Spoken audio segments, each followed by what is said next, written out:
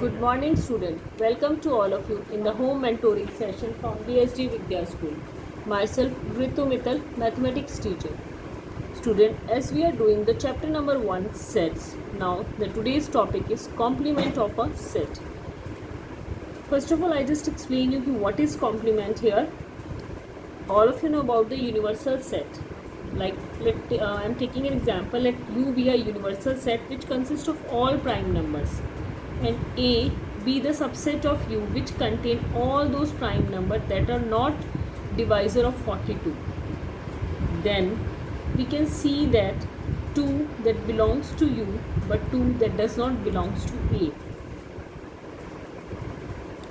In the similar way, that the 3 that belongs to U but 3 does not belongs to A. 7 belongs to U but 7 does not belongs to A. Now 2, 3, 7 are the only element of U which does not belongs to A. So the set of these three prime numbers 2, 3, 7 is the complement of A. In simple language I can say that complement set कौन सा होता है, जब हम universal set के साथ उसको किसी सेट को कंपेयर करते हैं तो जो सेट के अंदर एलिमेंट हैं उनके अलावा जो एलिमेंट यूनिवर्सल सेट में है वो सारे क्या हो जाएंगे, कॉम्प्लीमेंट. अब यहाँ मैं एग्जाम्पल से और क्लियर कर रही हूँ. U is the set who is having element 1, 2, 3, 4, 5, 6, 7.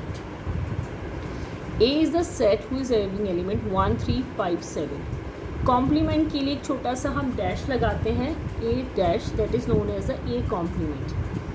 A complement क्या हो जाएगा, जो एलिमेंट A में है और U में कॉमन है उनको कट करके U के जो एलिमेंट बच जाएंगे वो हम यहाँ लिख देंगे. A के जो एलिमेंट U में है उनको कट करने के बाद कॉमन एलिमेंट्स में U में जो एलिमेंट बचेंगे वो हम यहाँ लिखेंगे. लाइक 1 से 1, 3, 5, 7. What is left 2, 4, 6, 8. तो ये हमारा क्या हो जाएगा, A कॉम्प्लीमेंट. इसको वेन डायग्राम से मैंने बताया, ये है हमारा यूनिवर्सल सेट, ये हमारा A सेट. तो A सेट के अलावा जो बाहर का पोर्शन है वो क्या हो जाएगा, हमारा A complement. Now let me come on some properties of complement set. These are very important properties, so listen it carefully. The first property is A union A complement, that is equal to U. U means universal set. A intersection A complement, that is equal to 5.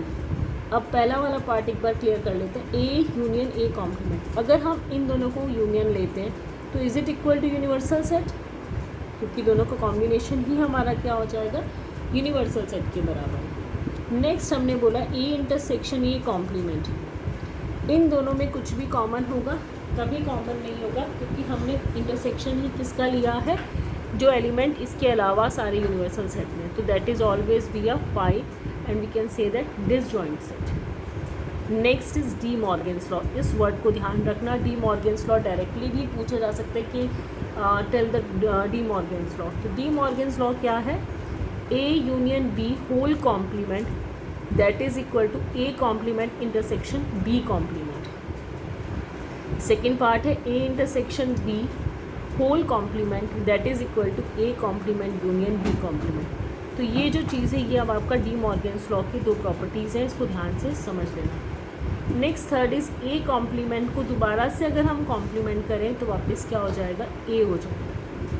5 को null set को अगर हम complement करें तो that will be equal to U. Universal set का complement that is equal to 5.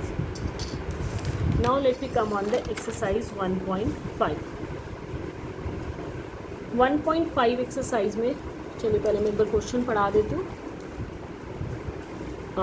Okay, let's see the question. Question number 1, let universal set is it. हाँ, one thing always keep in your mind, जब भी हमें किसी का complement निकालना है तो हमारे पास यूनिवर्सल सेट होना चाहिए. दैट मीन्स उससे बड़ा सेट ज़रूर होना चाहिए.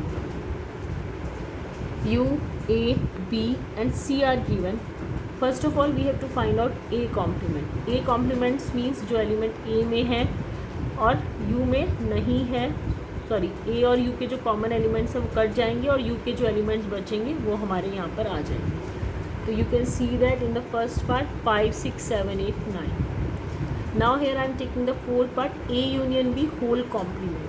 तो हमें पहले क्या करना पड़ेगा, A और B को कंबाइन कर लिया, उसके बाद उसका कॉम्प्लीमेंट यूनिवर्सल सेट के साथ ही निकालेंगे. तो जो एलिमेंट यहाँ से बच जाएंगे we will write it down 5, 7, 9. Now in the six part b minus C whole complement. अब b माइनस सी पहले करेंगे तो b में से c को सब्ट्रैक्ट कर लेंगे। b में से c को सब्ट्रैक्ट करने के बाद ये एलिमेंट आ गया 2 8, फिर इसका कॉम्प्लीमेंट निकालेंगे यूनिवर्सल सेट के साथ, तो ये हमारा आंसर आ जाएगा। Now let we come on the question number 3 now. In the question number 3 we have to write down the complement of the following set. Complement हमें लिखना है, तो you can see the question number 3।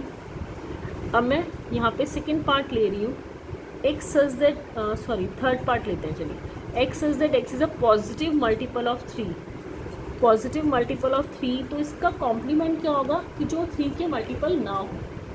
Simple सी बात है, जो 3 के multiple ना हो। तो x such that x is a natural number which is not multiple of 3। Positive लिखा था तो इसलिए मैं नेचुरल नंबर लिख लिया कि जो 3 के मल्टीपल ना हो। नेक्स्ट फोर्थ पार्ट है x is a prime number. इसका कॉम्प्लीमेंट क्या होगा? प्राइम नंबर के अलावा कौन से नंबर हो जाएंगे? X such that x is either 1 और composite natural numbers. Hope that all of you get clear. अब एक मैं एग्जाम्पल ले रही हूँ, दैट इज क्वेश्चन ले रही हूँ 8। X such that X plus 5 is equal to 8। अगर मैं इसको सॉल्व करूँ तो एक्स की वैल्यू कितनी आ रही है? 3। तो दैट मीन्स एक्स की वैल्यू 3 के अलावा और सारे नंबर। तो ऐसे ही हमने ले लिया x is a natural number except 3 के अलावा और सारे नंबर। सिंपल है, ईजी सा है।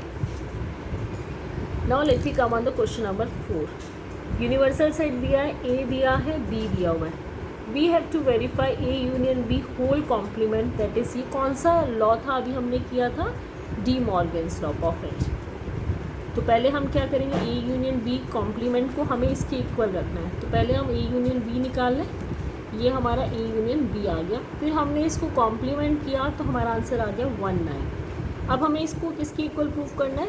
A complement intersection B complement. तो हम पहले ए कॉम्प्लीमेंट निकाल लिया, फिर बी कॉम्प्लीमेंट निकाला, फिर A complement intersection B complement find out किया, जो कि हमारा किसके बराबर आ गया? 1 और 9 के इक्वल आ गया। सेम आ गया, तो ये वेरीफाई कर रहा है डी मॉर्गन्स लॉ।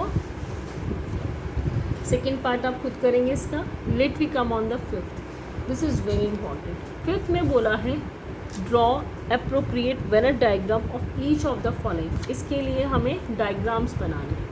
अब मैं इसको थोड़ा सा एक्सप्लेन करके बता रही हूँ। हमें बनाना है A union B whole complement का।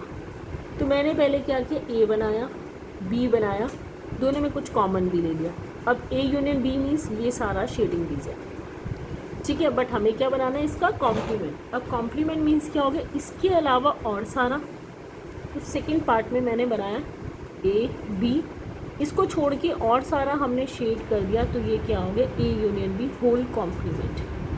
अब सेकेंड क्या बोला हुआ है इन्होंने? A complement intersection B complement का हमें ड्रॉ करना है। अभी हमने डी मॉर्गन्स लॉ से कंफर्म किया था that the A union B whole complement that is equal to A complement intersection B complement. तो इट मीन इज दैट दोनों का डायग्राम सेम बनेगा। ईजी है। Next is A intersection B whole complement. तो हमने क्या किया? 2 सर्कल्स बनाए, दोनों में कुछ कॉमन भी ले लिया। तो ए इंटरसेक्शन बी में क्या हो गया? ये वाला पोर्शन आ जाएगा, ठीक है ना। अब हमें इसके अलावा सारा पोर्शन लेना है, सिर्फ इसको नहीं इंक्लूड करना है। तो हमने क्या किया? दोबारा बनाया। तो ये सारे एलिमेंट्स, सारा कुछ, सिर्फ ये पोर्शन आप शेड नहीं करेंगे। तो ये क्या हो गया? A intersection B whole complement. अब मैं अगर इसका फोर्थ पार्ट देखूँ तो हमें निकालना है इसका डायग्राम, पर ये किसके बराबर होता है? दैट मीन्स सेम डायग्राम हमारा यहाँ पर भी ड्रॉ हो जाएगा। I hope that all of you get clear this concept. Thank you student and have a nice day.